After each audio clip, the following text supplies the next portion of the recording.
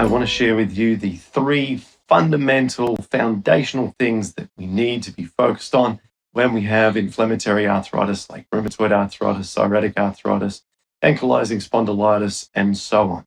And why do I want to get back to these three foundational core principles? It's because there's so much going on in the world right now. Right now, the virus numbers have reached all new heights around the world. If you're like me, you've got loved ones, family, friends, and maybe even yourself who have come down with the virus. And it's difficult times. We don't know what's going to happen throughout the next 12 months.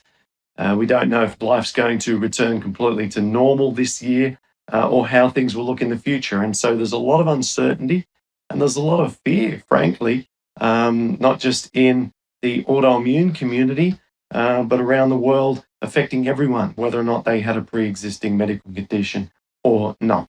And so today I want to come back to just some real fundamental stuff. And so in doing that, we can just say, look, take a deep breath. As long as we're working on these things, we can then know that at least that aspect of our responsibility in life, which is appropriately managing our autoimmune disease, is in good order. And so let's get started on that with the very first and foundational principle, which is we need to never have more than low inflammation levels. Ideally none, of course, a condition where we're not in a really aggressive or a heavily inflamed state. This is essential. It's not only essential from a point of view of protecting your joints, because the more inflammation in any one particular joint will cause a proportional amount of degradation of the joint, the cartilage, and so on. And so we really want to make sure that we're in a low inflammation or no inflammation state to the best of our ability for that reason. And if that was the only reason, that would be valid enough. But there is another reason that I pay close attention to, because I'm in the business of wanting people to have maximum health and minimum symptoms. And with that, maximum health includes the gut health. And when we have high inflammation levels, we simultaneously have high intestinal permeability. And this matters to me in the world that I sort of teach and am engaged with daily, because leaky gut or intestinal permeability is one of the underlying drivers of inflammatory arthritis. And so we want to protect our joints by having low inflammation levels, but we also want to reduce intestinal permeability, which is also linked to high inflammation levels. And what do I mean by that? Studies have shown that there is a directly proportional relationship between the amount of leaky gut or intestinal permeability and joint inflammation in inflammatory arthritis patients. In Crohn's disease, which is a hyperintestinal permeability state, they did an experiment where they reduced the inflammation in patients pharmaceutically, and this coincided with a dramatic reduction in intestinal permeability. And so likewise, across the various approaches of looking at this, we know that if we can get inflammation down, we get leaky gut down. And likewise, if we can reduce leaky gut, then we also can reduce inflammation. And so there's this dance between the two, and it's not always obvious as to which one is happening first. It's a bit chicken and the egg sort of situation. But we know that if we get the inflammation down or we get leaky gut down, we're going to serve both purposes, and that's crucial. It's crucial for long-term health, because ongoing leaky gut long-term leads to ongoing high inflammatory levels, which leads to the joint destruction, surgeries, joint replacements, deformities, and all the ugly things that we don't like about inflammatory arthritis. So that's number one. Never try and push through high levels of pain. Never give it months and months and months and months and months. get the inflammation under control. See your rheumatologist. Say, what can I do? Let's look at the drug situation at the moment. What medications can we shift on? This isn't working. Be proactive. You're the CEO of your health condition. No one's going to switch out the situation and make it better unless you are pulling the strings. You're in control of the most important aspect of your life, which is your health. So be the boss, act like a boss, make decisions so that you protect your joints. Okay, so that's number one.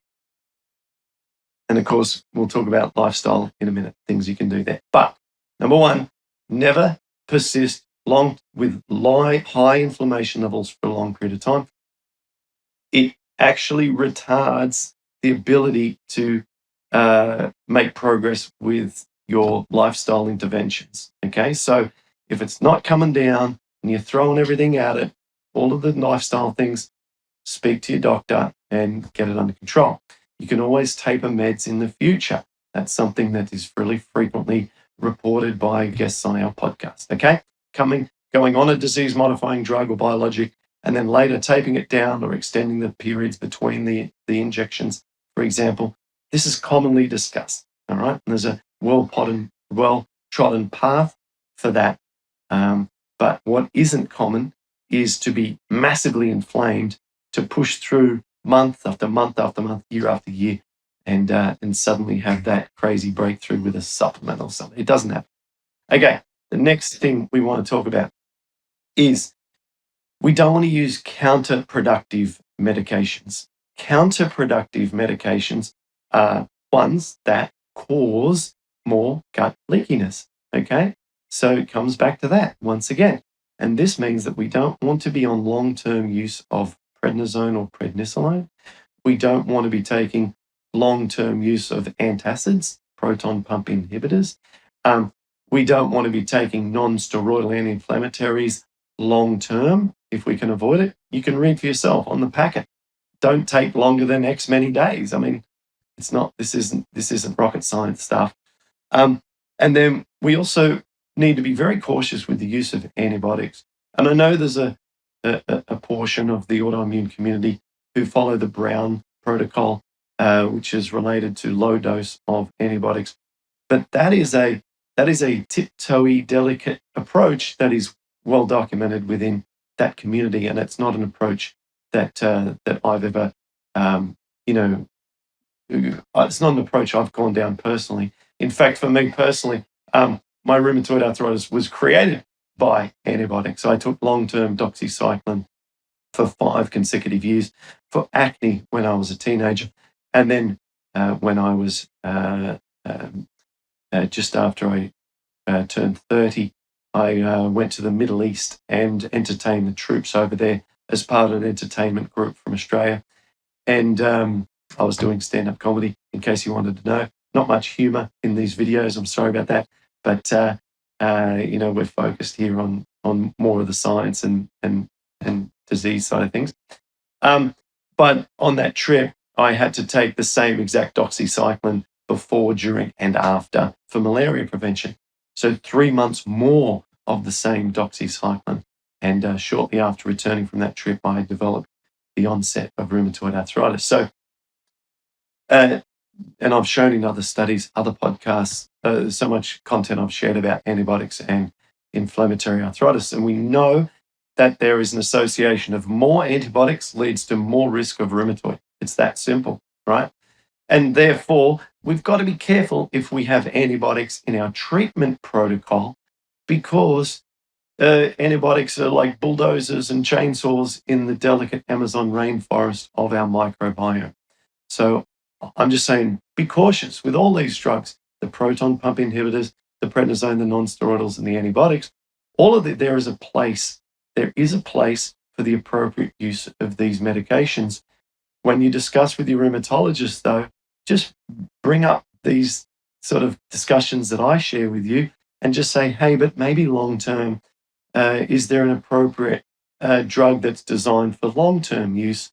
And they will be forthcoming and enthusiastic about discussing biologic drugs and disease-modifying drugs, which are appropriate long-term drugs for autoimmune arthritis. And that's where the emphasis of your long-term path should be, in my personal opinion, and discuss that with the rheumatologist, because those drugs, the non-steroidals, the disease-modifying drugs and the biologic drugs, I have seen transformational results with the Patterson program, which is the program we recommend, um, to see people be able to tremendously improve their level of symptoms whilst taking those drugs. Because keep in mind, just because you're on those drugs quite often doesn't mean that you become symptom free.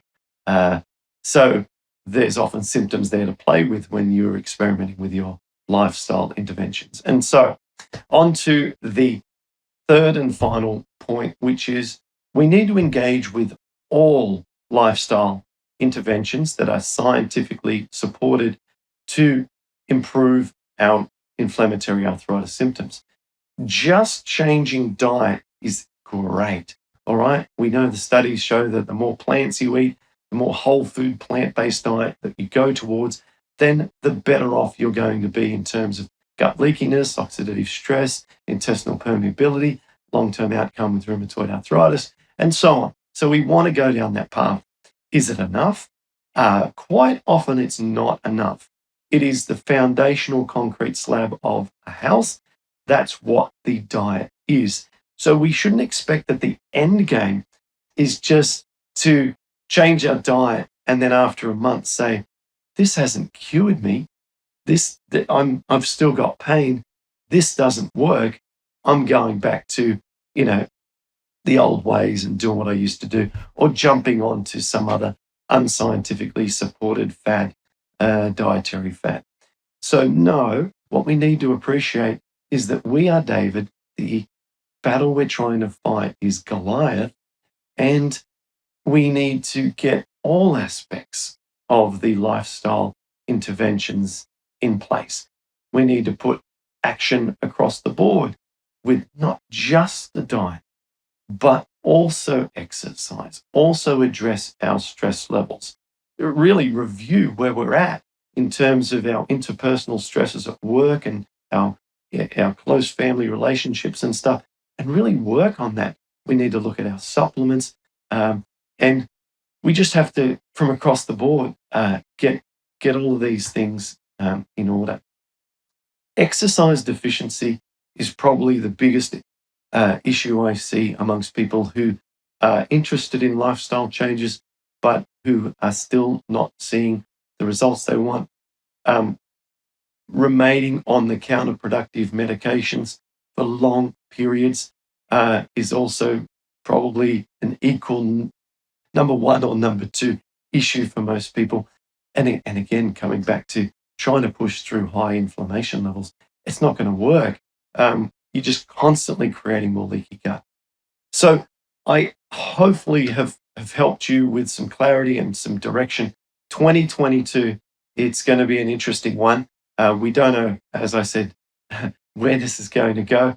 And my prayers, my thoughts are with you and your family.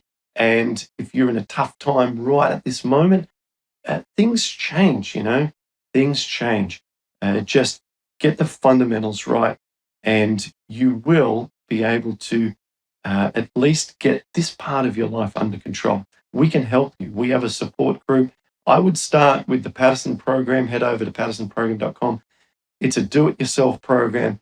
All the information you need there across the board is laid out step by step, scientifically supported by over 300 references. Get started on that. But if you want some support right off the bat, you can join the support group as well. And we offer coaching. I personally will help you on a day-to-day, in a day-to-day manner. In fact, now I'm done with this video, I'm going to log in there and help members of our community support group right now. So I hope that's helpful. Stay strong, keep it up, and life's better when you're healing. Get into it, and thanks for watching.